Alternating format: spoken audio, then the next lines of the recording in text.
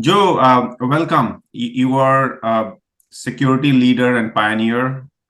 Have seen um, how security is done at large companies. Now you work with lots of small companies. So really excited to have you and express your thoughts on all things security. Yeah, I'm happy to be here. Thanks for having me on. So the question that every CISO has on mind is with AI and new things happening and their life becoming a little bit more difficult than it was already. What's keeping CISOs up at night? Yeah, it's this incredible tension right now. On on the one hand, there are lots of interesting hard problems, and that's why most of us got into security, is we wanted to go solve the technical problems that would enable people to be safer online and enable people and companies to use technology without fear. So as a security person, that's what you run towards. That's what you're excited about. And the world couldn't be more exciting than right now with, if we're not talking about, AI, we're talking about misinformation. If we're not talking about misinformation, we're talking about quantum. And if we're not talking about any of those, we're talking about privacy or the basics of cybersecurity, which are constantly evolving and changing. So like on the one hand, that's a super exciting time to be part of it. But on the other side, there's a lot more pressure on the people who want to or are leaders in this space because uh, there's a microscope on them like never before. Number one, they're being scrutinized because, quite frankly, like as a society, we haven't delivered good enough security for the end user. And so governments are putting more pressure on. Expectations are rising. And now the top level of organizations, the CEO and the board, are paying a lot more attention to those cybersecurity leaders, expecting them to take on bigger roles and more risk. And so it's kind of like it's a scary time and an exciting time. Yeah, I mean, this is interesting because security organization is only part of the company that gets attacked, from outside. And yeah, I mean, so this is really weird. And now with all the SEC requirements, etc., I think yeah, life is not getting any easier. Yeah, it's an interesting situation where um, the challenges are getting bigger, but the expectations are growing. And it's like this thing we've been talking about for over a decade in security leadership circles. How do we become true business leaders? That's one of the things everyone wants to talk about. But that again, there's a tension. We want to become the business leader who's the trusted judgment on these high risk areas. But on the other hand, a lot of people in the role say, I just, my favorite part is the technical details. I want to get back to the technical side.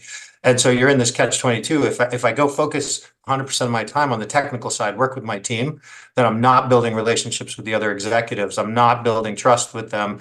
I'm not understanding the business. I'm not understanding what they need. And so, again, it's this, we're being pulled in two different directions and you can't do it all. And I think what that means for cybersecurity folks in the future is you're either going to be on the technical side or you're going to be on the business executive leadership side with you know, you know, it's going to be 80% leadership and 20% technical, or 80% technical and 20% leadership. You can't do both. Okay, so you heard it from Joe folks, pick your pill. You can't do both. Yeah, it's too bad because a lot of us grew up in the field geeking out on a technical detail or looking at an exploit or thinking about how to stop a vulnerability from being abused. And so we like that side of it, cat and mouse, chess. Everybody uses war analogies in cybersecurity. So there's that, like, you got into it partially because you were competitive and you wanted to use technical skills and your brain in combination with tools to fight bad. Uh, Yeah. and that's, I can see you get excited when I say that. You get excited because that's what we like. We'd be happy to just spend all day talking about, like, oh, they did this. How do we counter it? What is a good control? How do we make sure that it's technically easy to use? That's fun. But at the same time, we need to have a group of people in our profession who sit next to the CEO, feel comfortable arguing with the CFO about financial numbers, feel comfortable engaging marketing and communications on how we talk about trust in our brand.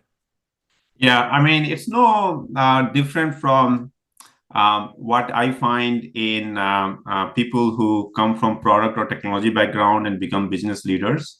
As one of them, I also like to geek about technology and product, but the reality of a CEO is that they have a business to take care of. So the framing I use is that all the work I have to do on business so that I can get some reward to work on product. And so Yeah. CISOs are similar. Yeah, and you make a great point. But CISOs have this tendency to think that we're unique, that our challenge of transitioning to the business leadership level is different from everybody else who's at the business leadership level. But if we actually look more closely, we'd see a lot of the CEOs that we work for came from one of the other disciplines. Everybody grew up in a discipline, right? Most of the people on the executive leadership team, they came from a marketing background, they came from a sales background, they came from an engineering background, they came from a product background. And we're starting to see some CEOs who came from a security background. And we have to be open and believe that people who come up in security can become true leaders of organizations, including being the CEO. Yeah. That brings us to next topic, which is that security is expected to grow 11-12% CAGR over the next few years. But this is a tough environment for many parts of the company, and some companies are doing extremely well, others not so well. So money does not grow on tree, and every single dollar that's being utilized on security will get scrutinized because marketing folks might say that, hey, better use of fund is to grow our top line. So what are you seeing in the market? Is there increased budget or in selected areas, or what's the vibe on that? Yeah, I think of it as two things happening in parallel right now. One is CISOs and security executives, generally speaking, are trying, as they've been trying for a long time, to articulate better how to get a bigger piece of the budget pie. But quite honestly, we're not doing a great job of it. We haven't mastered risk quantification.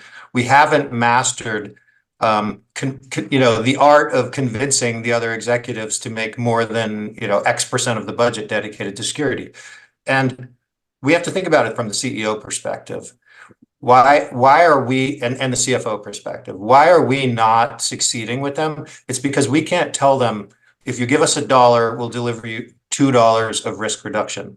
We're just not doing that. I got to experience managing teams where we could do that math with the CFO. Like, for example, running a fraud team where we had a source of truth on our efforts because we had chargebacks and customer feedback when they lost money on a transaction. So anyone who's ever managed a fraud organization doesn't mind the budget process at all, because it's like this. Hey, if you reduce fraud by 2 basis points, you save the company X million dollars. I go to the CFO and say, if you give me $1 million, I'll reduce 2 million in losses. The CFO is going to say, I spend $1 million to get 2, deal, right? And in fact, they'll say, what if I give you 2 million? Can you save 4 million for the company? And so it's actually a completely opposite type of conversation. In security, we're like, well, we need $1 million, but we're not sure how much risk we're going to reduce. And by the way, we might totally still get hacked. And so the CFO's like, well, then maybe I just don't give you any money and we'll see if we get hacked. And we'll just bear the cost of it through insurance or something like that. And that doesn't work because this concept of risk transferring, regulators are not happy with it. And, it's not working. And so that's what's happening on the one side. The CSOs and CISOs are not doing a good enough job of getting the budget. So switch back to the CEO perspective. The CEO spends money on what they think will help them grow, and they will spend money on what they think they need to have to reduce risk. And so we see, for example, when GDPR came into play, a lot more companies invested in privacy controls. Why did they do that? Because there was a very clear economic risk if they didn't do it. If a regulator came in and found that they didn't have the controls, they were going to get a massive fine. So economic incentive, companies spent the money on privacy. That's starting to happen in cybersecurity. These enforcement actions against CISOs, these regulatory requirements from the SEC in terms of disclosures and transparency, these are all turning up the heat in ways that are designed to force organizations to spend more on cybersecurity. So we're failing internally in terms of pushing up the budget, but I think we're getting help from the outside. So net, in a few years, I do think cybersecurity budgets are going to be larger. And at the same time, we're also going to have accountability for showing we made impact with that spend. So Joe, this is such an important topic that I want to double click on it. So when I'm monitoring fraud or something directly tied to revenue, it's easy to model. Okay, we did X, we saved Y, and you can ask for more money. But let's say I'm a SOC manager, right? I'm responsible for monitoring your security operations center, or I'm responsible for maintaining your cloud security. Trouble with these things is that there is no direct ROI, obvious ROI.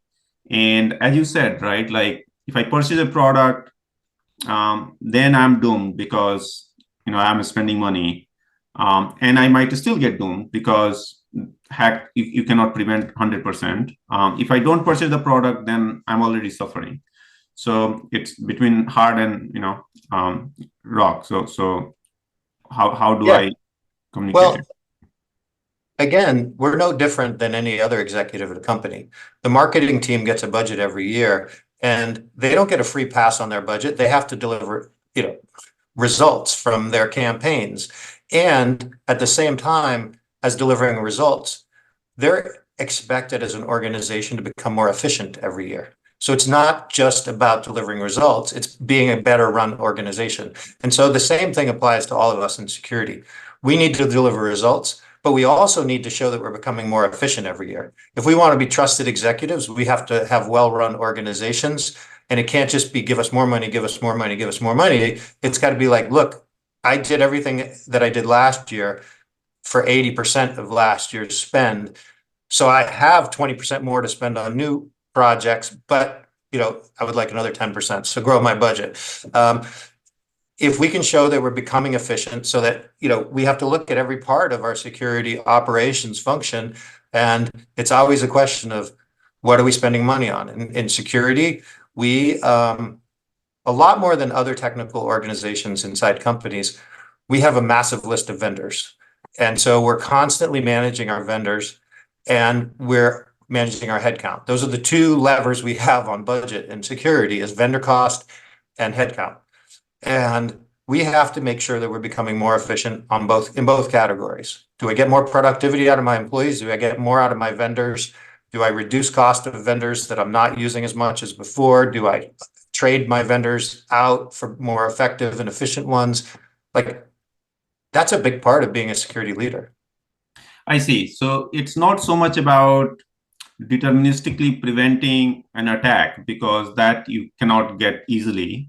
It's more about quantifying results of the work done. So be it like time to respond to a ticket or remediation or giving a map of like, okay, these are 20 different types of attacks and our coverage is 70% today, but if I take this product and do this program successfully, it should be 80%.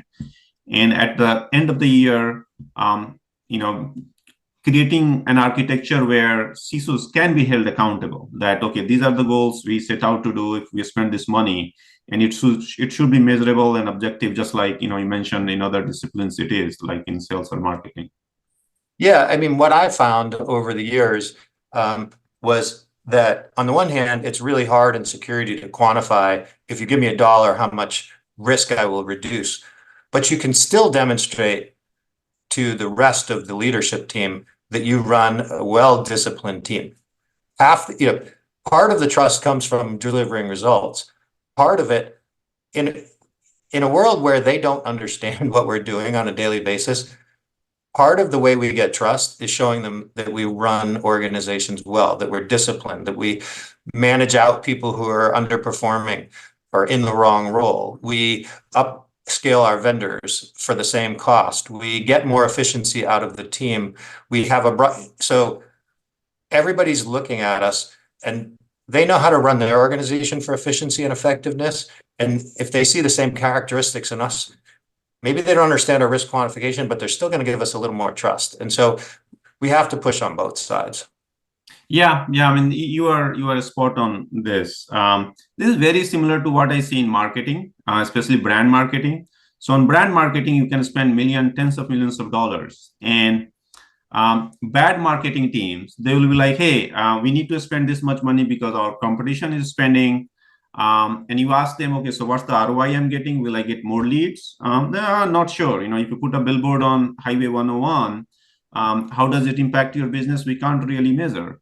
And again, as a CEO, my experience with those things have been that no, if I can't measure, then I don't want to spend. Maybe I cannot measure, like the revenue that will be generated from putting a billboard, but I can measure that the day my billboard was put there, maybe my website visitors went up, or maybe number of applicants I wanted to recruit that went up. So there should be some quantifiable thing. So I think same applies in security, because you can't, prevent attacks deterministically. You cannot put a number there, but you can do some modeling, some, like factors leading up to that. And if you can show quantifiable, measurable things there, then you also know that whether you are in right direction or wrong direction, and you can take that an argument to your boss and ask for more money. Yeah, I mean, you make a great point about marketing, because we have a tendency to think, oh, we're the only ones that have a hard time fighting for budget. Every executive has a hard time fighting for budget, and they all have challenges in terms of quantifying the value that they deliver.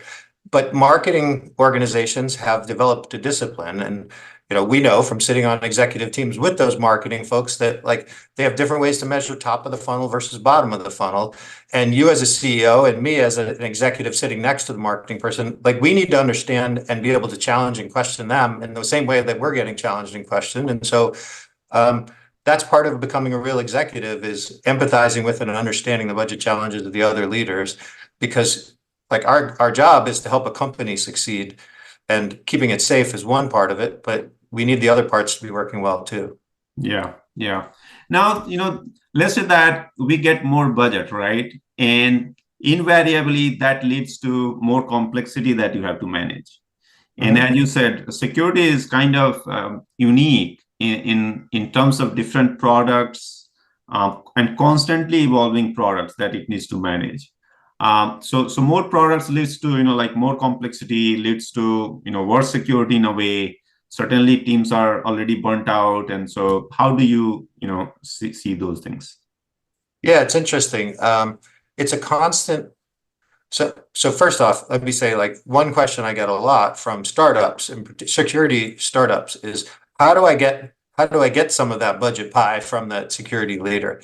And as a security leader, you're thinking about, the fact that you have a very constrained budget, but there's usually one or two things that are keeping you up at night and you feel like your team's under-resourced on. So if you happen through your security marketing to get in front of the CISO who's not sleeping well because of the problem that you think you solved, then you might actually have a match. But that's basically it. We all get 100 pitches a week from different security startups, and we hear about novel ideas all the time, and there are pros and cons of going with startups, and there are enough cons that not everybody jumps into new security startups all the time.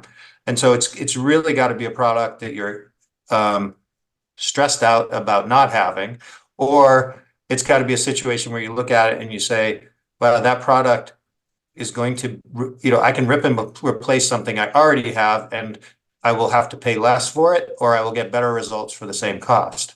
So there's only two ways you can get on the CISO's budget. Is you got to replace something and be better or less expensive, or you got to aim for the thing that keeps them up at night. And so, the CISO is always on the lookout for one of those two things, I think. Yeah, yeah. And so, this is an interesting time we live in. There is a new debate going on between platform versus best of breed. like Zscaler, for example, they are touting the fact that, oh, we offer best of breed solutions for, SASE or other things. Palo Alto is more like, CISOs are just inundated with different products and operationalizing them. So here, bet on us, $100 billion company. We have a portfolio of different products. You have to deal with one organization. How are CISOs thinking about these things? Because me as a CEO of a small startup, right? Like only way startups can survive and thrive is by offering best of breed products. So it's nice conundrum. Yeah, first off, I don't think this is a new thing in the CISO conferences where we're sitting all by ourselves. This is something we've been talking about forever. I said earlier, we have a larger vendor list than other organizations in the tech stack, because we have a tendency to go towards, like, if we're going to solve a problem, we want to solve it in the best way possible. And we do bake-offs and we figure out which product is going to work. Is there some value in consolidation? Yes, because we hope that we can negotiate better rates. Going back to my second point, which is like we need to solve our problems, though. We're not going to implement a poor quality product because it comes for free as a part of a bundle. We might, if it's a product we felt like we needed to check the box on rather than was going towards an important control. And there are differences. We have 100 things to do every day in security, and some of them we are shutting the front door against attacks, and so we're not going to compromise on those. But others,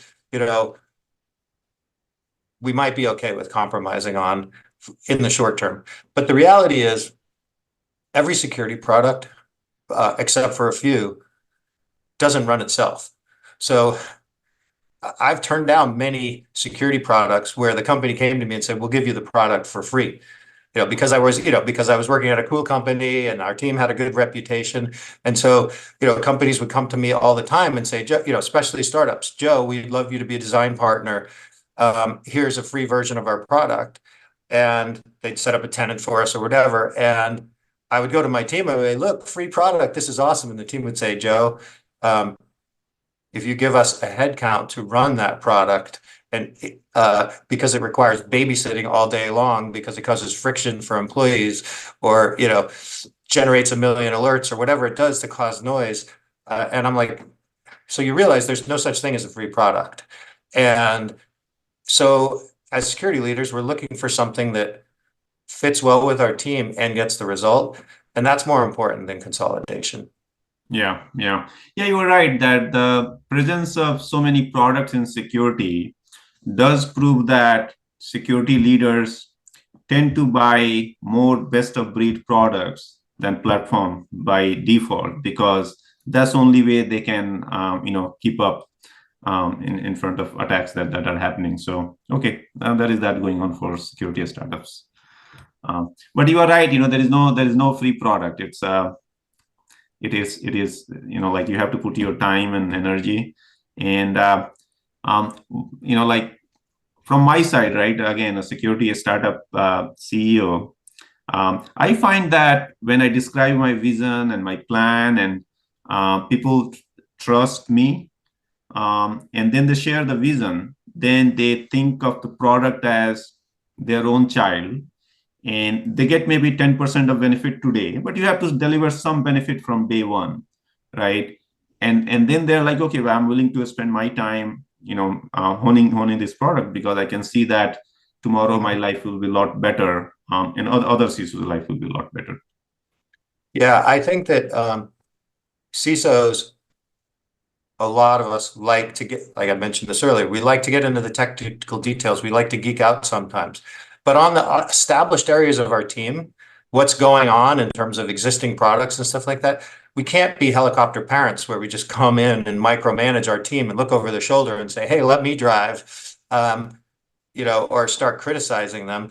And so oddly, it seems that the CISO community really enjoys geeking out on new products and learning about new products and thinking about it's like a safer space for CISOs to play, to like, meet with startups and talk to them and think about what their team isn't doing, as opposed to going in and helicopter parenting into the technical details of what the team is doing. So it's like the one area left for CISOs to go play in the play box, so to speak. Yeah. Um, Makes sense. What are your views on how security teams are organized today? Security has been shifting left, and but it also means that if I'm on the response side, then I'm so far detached from things that creates the problem that sometimes it's hard to communicate back, and this lack of feedback loop creates more problem. Yeah, I think that a lot of security organizations are stuck with the org structure of 10 years ago a little bit more than they should be. We don't have it's shocking to me sometimes. You find a lot of teams that have no resources or very few resources allocated against some of the biggest risk areas. I'll give you two or three off the top of my head. One is identity and access management. Look, like I could quote 100 different studies that say that 80% of all compromises these days are because of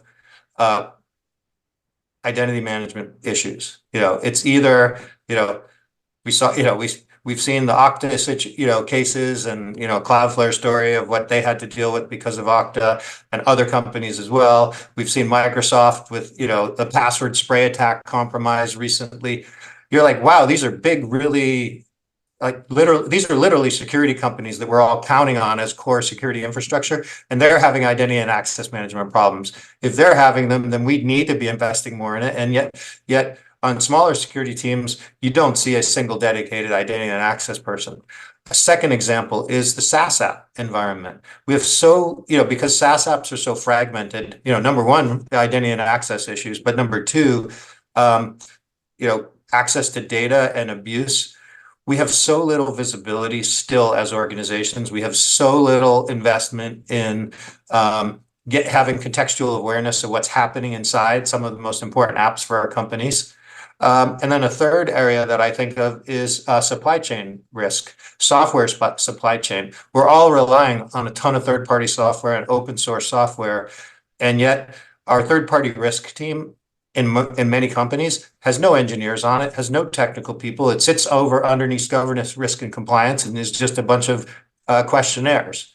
So those are three really important areas of security where, by default, we're not organized well, and because we lived in a different world a decade ago, and the orgs haven't evolved as quickly as the risks have. Yeah, and then especially for small to mid-sized companies, they can't afford to put dedicated resources, like talent on even something as important as identity, right? Because maybe they have one or two folks, and those folks are always struggling with responding to things that have already happened, right?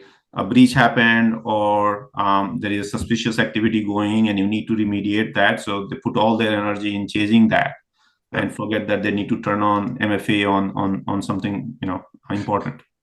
Yeah, and if you look at the identity-based attacks, I heard someone from the NSA speak recently, and they were talking about the latest trends, and they said, the good news is we've succeeded in convincing everybody to adopt multi-factor authentication. The bad news is that multi-factor authentication is now under attack aggressively because that's the default. But too many organizations use SMS as the second factor, and many organizations don't even understand how the authentication and authorization works, and that if you set in your IDP the session length of a certain length, say you set it for 4 hours in your IDP, but the SaaS app might drop its own token as as the secondary token, that if that's stolen, gives unlimited access for months, and there aren't even ways to kill that session beyond some of the biggest SaaS apps. So Joe, I know you have lots of thoughts on identity and attacks that come through identity compromises.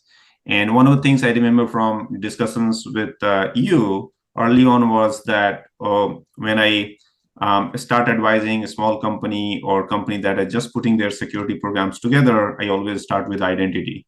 So maybe can you take like us through increased level of identity security for a company? Yeah, I think you have to push for adoption of single sign-on with a consistent multi-factor that's not SMS. I bias towards hard keys because I think that they they anchor a session to the URL. They are much less phishable, and they're easy to use. I have a YubiKey Nano in my laptop that I take out once every 6 months, and it's there, and it's easier than typing in or going and pushing a button on my phone. And so it's easy for employees, and it's good security. So I often, when I come into an organization, I look at, okay, how well are you managing authentication? But then I look at the second part of it, the authorization side, which is, okay, now we get single sign-on in place, but how long are our sessions? Do we automatically terminate sessions? How do you automate revocation when an employee goes through a termination, voluntary or not? We need to automatically unenroll them from everything. And we also need to be able to get into, I think, what's historically been called role-based access control. But that's another area that's historically been broken because we do role-based based on the executive under which you report. And so like I remember at one point, one of my security teams, we reported up the chain through legal. So then we got access to everything that legal had access to, and legal had everything that security had access to. And you're like, that's dumb role-based, but like it's just like hierarchies based setup by an IT organization that doesn't have the nuanced understanding of how different teams work. And so, for a while, there was a user behavior analytics wave of companies that seemed to have come and gone, and now turned into, all those companies are called next-gen SIMs now. But like the point being, we need companies that are looking at not just like the moment that you're authenticated as, okay, that is Joe on a trusted machine, but like, what if the machine becomes less trusted in 6 hours? Who's monitoring that and revoking the access and forcing you to go clean up your machine? Or, all of a sudden Joe's in a high-risk country that we didn't know he was going to be there, and he's trying to push in code. Like we need to have that kind of scrutiny. So start with SSO that gives you control of all your identities. Implement access controls that make sense. Don't use organizational hierarchy. That's arcane. In fact, I say that as an executive, just because you can know something doesn't mean you should know something. Because if you are not going to influence outcome of an activity, you are better off not knowing it because you can only compromise it. So sometimes intentionally, I don't want to know something if I can't help it. So just because you report to somebody doesn't mean that person should know everything that you know. So implement. Yeah. Yeah, I mean, I personally have lived that a million times where I get given the access that any member of my team needs to do their job. And I'm like, okay, you have super admin on a very sensitive security tool, or, the person who has to do the, go pull for investigations tasked by legal or HR, where you have a scary level access to employee data. And so I'll look and be like, whoa, why do I personally have these permissions? I absolutely, I'm a bigger target than, other people on my team.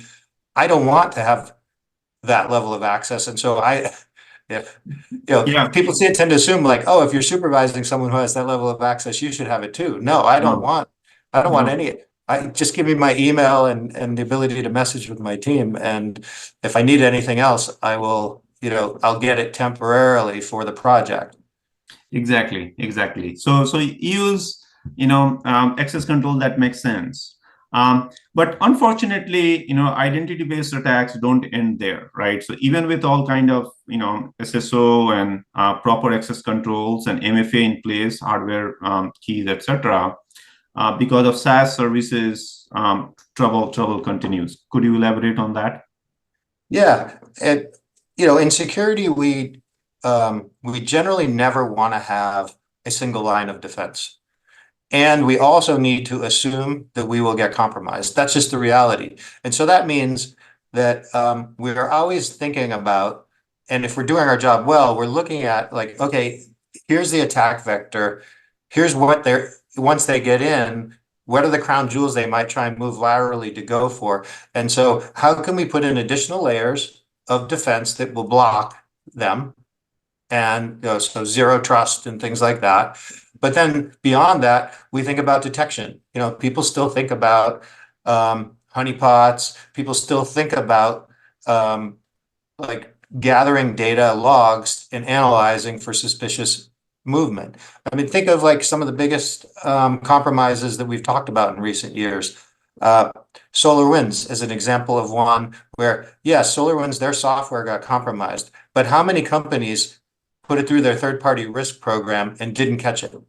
The answer is every single one of their customers. And those customers were very large US government agencies, very large corporations.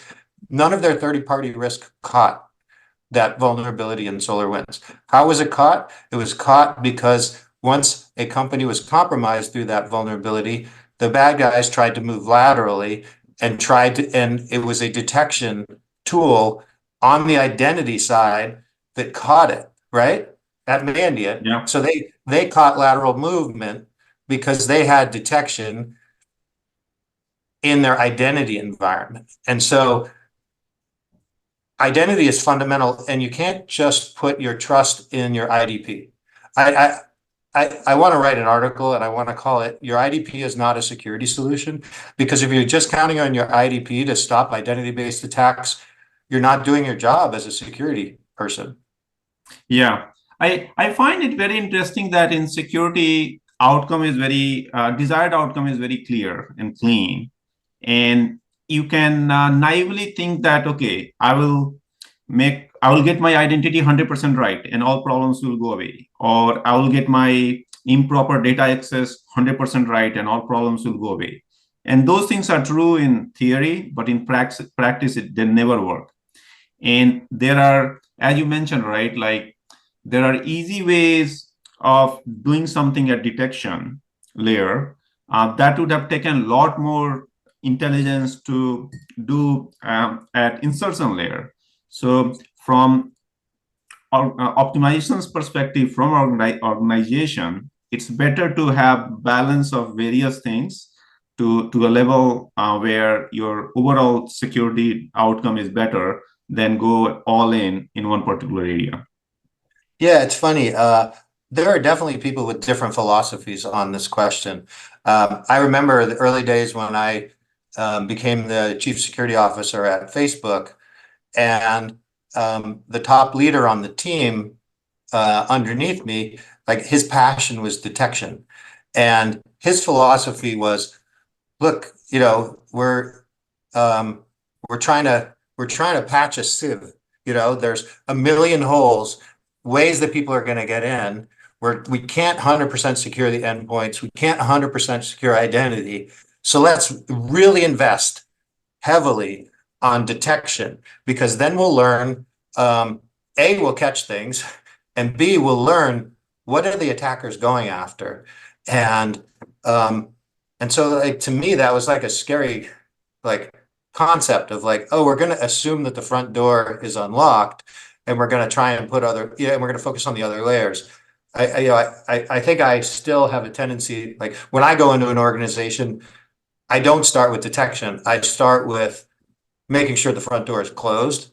But then I think, it's a question of like, how quickly do you start to invest in detection? And it feels like today's generation of detection tools don't feel as good as yesterday's in some ways. It feels like we make a bigger investment, we store a lot more logs, but we get a lot less like meaty detection for the investment. And so I see teams kind of trending away from really building out their log and alerting systems, because the value to impact. And also, there's less tolerance for organizations having to admit that they got compromised and then caught it moving laterally. So it's an interesting conundrum. Yeah, for sure, for sure. I think it's a little bit of, hammer and nail thing here. If you are responsible for data security, then your goal is to make data security best. If your goal is, if you are working on detection, then you will make your detection engineering the best. But as a security leader, those are not your goals. Your goal is to reduce, risk exposure of your organization for a given amount of money and resources. Yep. So yeah, interesting. And with all the things happening in AI, where do you see AI affecting security defenders in short term? So I think there are a couple of things going on here. One is that people are spending a lot of money on implementing AI inside companies. That's just a fact. Every company I talk to, every group of people I get in front of, I ask, but not every head of security is raising their hand and saying, I'm responsible for securing the AI. And I think so at the security executive level, I fundamentally disagree with that. I think we should be digital risk executives. We should raise our hand for anything related to digital risk, no matter how hard it is, because somebody needs to own it for every organization. And if the CISO doesn't own it, someone else is going to own it. And we're going to see the CISO role diminish. So I want to see CISOs stepping up and saying, I will take on the AI risk for my organization. Now, the CISOs that are doing that, they're approaching it in different ways. Most of them, are not just shutting it down. They're trying to get in. They're trying to learn. There's a lot of AI for security programs and links flying around as security folks try and learn what are the risks in AI and how do I mitigate them. But at the same time, we're also excited about the potential of AI and security because what were we just talking about? Our biggest challenge is we generate a whole bunch of logs and try and find a needle in a haystack on the detection side. And so detection hasn't been as good as we would have liked in the last few years. Detection through AI feels like a huge opportunity. It can also help us in, I was talking about identity and access management and the authorization side. Looking at access more holistically through AI tools is going to make us so much better. So there's just like the scale of the data and employee actions that are legit and might not be legit. We just don't have a big enough team of humans to look at all that. And so the old rules-based approach would flag some things. The next generation of models have generated some good outcomes. But with AI, we're going to be able to do a lot more, I think. And so we have to embrace AI at the same time that we have to police it. Awesome. So if you are a CISO and you have been thinking about elevating your posture inside the company, take more business-oriented roles and responsibilities, owning security for AI could be one of them, as you mentioned. And then using AI to automate part of security so that some human constraints are eased could be another. Yeah, think about it like this. We wouldn't ask somebody who'd never driven a car to figure out how to make sure that a car is safe. And so security leaders need to start driving the AI too. You don't understand something unless you use it.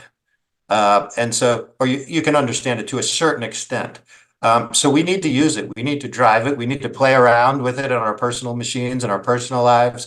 We need to, at every company I've ever been at, I was a fan of using the products. When I started at eBay in 2002, my manager said, go list things for sale, go buy things. I was like, give me money and I'll do those things. But his point was very clear. You need to understand the experience of our sellers if you're going to police them. You need to understand the experience of our buyers if you're going to be empathetic when they have a fraud situation. And, it was the same at every other place I worked, down to the last company, Cloudflare. I remember Matthew, our CEO, made every one of us go create a personal website and deploy Cloudflare in front of it and use it. if you don't use it, you can't understand it the same way. And so everyone in security should be figuring out how to use AI to make their job better, because that's how you're going to understand how to manage the risks for your organization. Awesome. Awesome. Thanks, Joe. Very insightful conversation, and look forward to many more of these. Oh, thanks for having me on. This has been a good conversation. Thanks.